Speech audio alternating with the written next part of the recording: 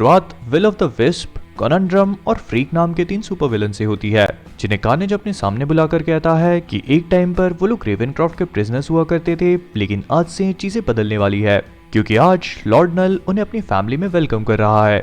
लेकिन इस फैमिली का पार्ट बनने के लिए उन तीनों को अपनी बोन्स हासिल करनी होगी, यानी कि अपना कंट्रीब्यूशन देना होगा, और उस कंट्रीब्यूशन का नाम है डेडपूल। वो उन्हें बताता है कि किस तरह से रेवेनक्रॉफ्ट में आग लगने के बाद कार्नेज को ये चीज रियलाइज हुई कि डेडपूल एक यूनिकॉर्न है, क्योंकि उसने बाइंड किया है 3 अलग अलग सिम्बियोट से, और इसी वजह से वो उनके लिए बहुत इंपॉर्टेंट है। और ये कहते कहते वो एक डेडपूल की पिक दिखाता है जिसमें डेडपूल एक बहुत ही अजीब सा पोज दे रहा है, और ये सब कुछ बताने के बाद वो अपने साइड में रखे प्रिजनर के ऊपर हाथ फेरते हुए कहता है, तो आई होप कि तुम समझ गए होगे, इसी वजह से उसकी स्पाइन एक व्हील ऑफ फॉर्च्यून है। अब मेरी डेडपूल वाली पिक कहाँ गई? मेरे ख्याल से फ्रीक ने उसे खा लिया। ओह, मैं एक्साइटेड हो गया था। मैं एक्साइटेड हो जाता हूँ तो चीजें खाने लगता हूँ।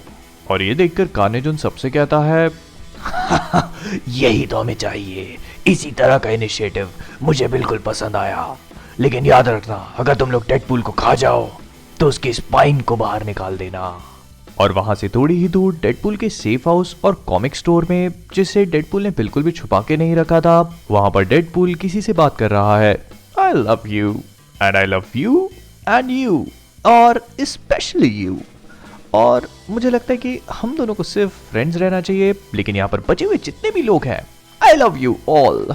और हम लोग देखते हैं कि डेडपूल दरअसल में अपनी गन से बात कर रहा है। वो अपनी गन्स को उठाकर उन्हें जोर से हक करता है और उनसे कहता है, let's never be apart again. हमें अब कभी भी दूर नहीं रहना चाहिए। I mean, मैं सोच क्या रहा था, तुम्हें घर में छोड़कर मैं बाहर निकल गया। ओ गाइस, मैं अगली बार से मैं अपने अंडरवेयर को घर में छोड़ दूंगा फिर से, लेकिन .44 मैग्नम, मैंने तुम्हें सबसे ज्यादा मिस किया। और तभी डेडपूल का फोन रिंग करने लगता है। अरे यार, क्या एक इंसान अपनी गन्स के साथ प्यार भी नहीं कर सकता? हाँ, ये किसी अच्छे इंसान का कॉल होना चाहिए, नहीं तो उसके लिए बिल्कुल अच्छा नहीं होगा। और डेडपूल देखता है कि वो कॉल दरअसल में स्पाइडरमैन का है, जो उससे कहता है, वेट, थैंक गॉड तुमने फोन उठा लिया। New phone? कौन है ये? ओह कम ऑन वेट, ये बहुत इंपॉर्टेंट है। मुझे लगता था कि हमारी दोस्ती तुम्हारे लिए इंपॉर्टेंट होगी, लेकिन तुमने मुझे दूर फेंक दिया जैसे बहुत ही घटिया और शर्मनाक इंसान। हमारी दोस्ती तुम्हारे लिए ऐसी थी जैसे पाइनएप्पल वाला पिज्जा। वेट प्लीज, मेरी बात सुनो, मेरे पास इन सब चीजों के लिए टाइम नहीं है, मुझे तुम्हारी मदद की जरूरत है। वाओ, ये तो दुनिया की सबसे घटिया अपॉलॉजी है। मतलब पिज्जा और पाइनएप्पल वाली अपॉलॉजीज भी इससे अच्छी होती होंगी। और मैं न्यूयॉर्क पिज्जा की बात नहीं कर रहा हूँ, मतलब क्लीवलैंड या कहीं के पिज्जा की बात कर रहा हूँ मैं। वेट, मैं प्रॉमिस करता हूँ कि जब ये सब कुछ खत्म हो जाएगा तो मैं खुद तुम्हें सबसे न्यूयॉर्किएस्ट पिज्जा खिलाऊंगा, हमेशा वाला। लेकिन अभी मुझे तुम्हारी मदद की जरूरत है। फॉर समवन जिसने कभी भी सिम्बियोन के साथ बॉन्ड नहीं किया है, मुझे तुम्हारी मदद चाहिए कार्नेज से लड़ने में। ओह अबाउट दैट, मैं कसम खाता हूँ यार, अगर एक बार सिम्बियोन से बाइंड के कर लो, मतलब जिंदगी भर लोग ताने मारना छोड़ते ही नहीं है। ओ एक मिनट रुकना, मुझे स्क्रीन पर कुछ कार्नेज दिख रहे हैं, तो मैं तुम्हें कॉल बैक करता हूँ।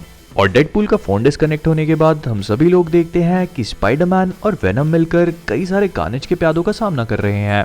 और वेनम स्पाइडरमैन से कहता है, हमने तुमसे कहा था तुम्हें अपने स्टूपिड फ्रेंड की जरूरत नहीं है, जब तुम्हारे पास हम हैं तब तो बिल्कुल भी नहीं।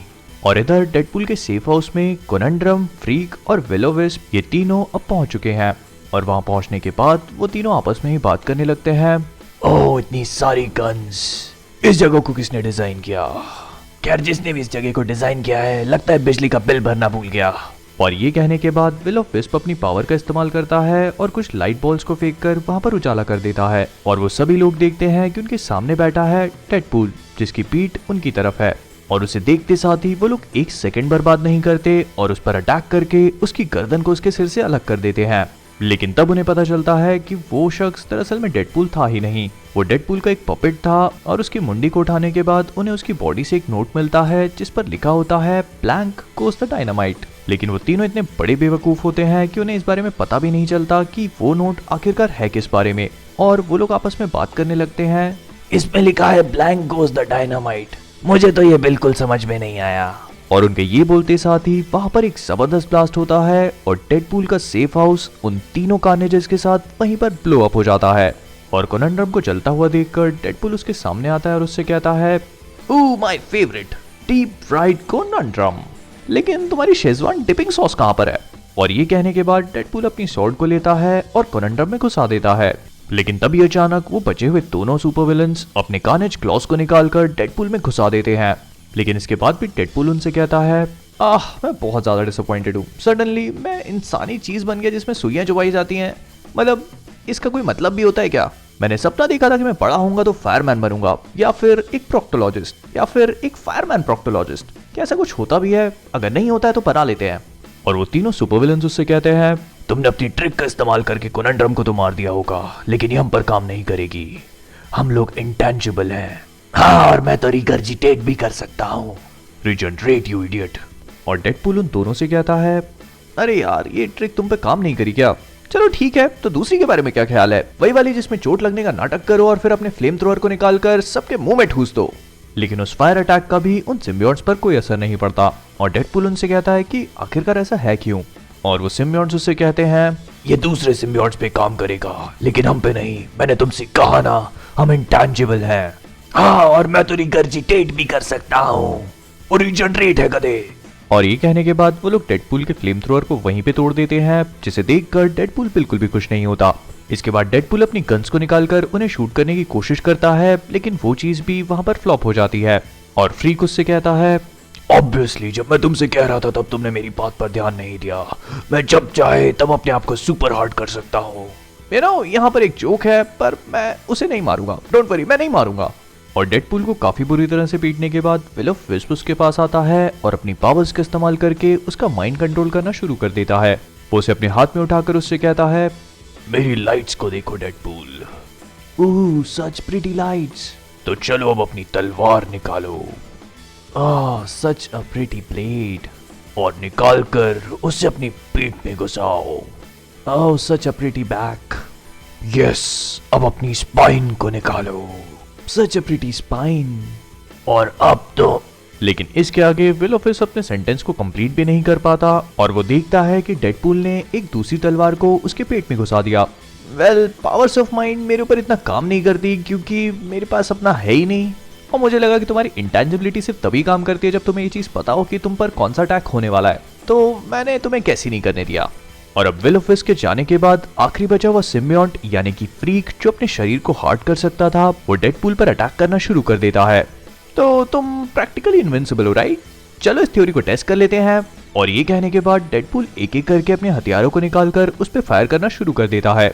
मशीन गन्स, हा, इनका कोई असर नहीं होगा। Grenade launcher, check. Bazooka, still check. बड़ी रिडिकुलस सी बंदूक जिसे मैंने केबल से चोरी किया था और उसे हर्निया दे दिया। और उस केबल वाली बंदूक के आगे फ्रीक की पावर्स पूरी तरह से फेल हो जाती हैं। और डेडपूल उससे कहता है, मैं इसके आगे नो कहूंगा बिग गाय। और मैं तो रीजनरेट यू इडियट। मुझे लगता है कि मैंने तुम्हें इतना ज्यादा ओवरलोड कर दिया, तुम्हारी पावर्स को इतना ओवरलोड कर दिया कि अब तुम किसी भी चीज को बर्दाश्त नहीं कर सकते। तो इस चीज को भी चेक कर लेते हैं, क्योंकि माय डियर फ्रेंड, मैं आज तुम्हें मारने वाला हूँ पानी की एक बूंद से। और ये कहने के बाद डेडपूल अपने पास से एक पानी की पिचकारी निकालता है और उससे फ्रीक पर पानी की बूंदों को गिराता है और इसी के साथ फ्रीक वहीं पे फट जाता है। लेकिन तभी अचानक डेडपूल पर एक और अटैक होता है और हम सभी लोग देखते हैं कि नॉर्मन ऑसबॉर्न वहां पर आ पहुंचा है। किसी ने सही कहा है, कैसिडी का जॉब करने के लिए किसी भी छोटे सिम्बियोट को मत भेजो। नॉर्मन? क्लीटस। लेकिन तुम्हारी आवाज तो नॉर्मन जैसी है। मैं क्लीटस कैसिडी हूँ बेवकूफ। अबे यार, ये तो अब सचमुच पिज़्ज़ा ऑन पाइनएप्पल वाली सिचुएशन हो गई। मतलब इसकी आवाज नॉर्मन जैसी है और ये अपने आप को क्लीटस कैसिडी बोल रहा है। ये तो सचमुच पिज़्ज़ा ऑन पाइनएप्पल है। Thanks a lot for watching guys. अगर आप सभी को वीडियो पसंद आया हो तो प्लीज इसे लाइक और शेयर करना मत भूलिएगा।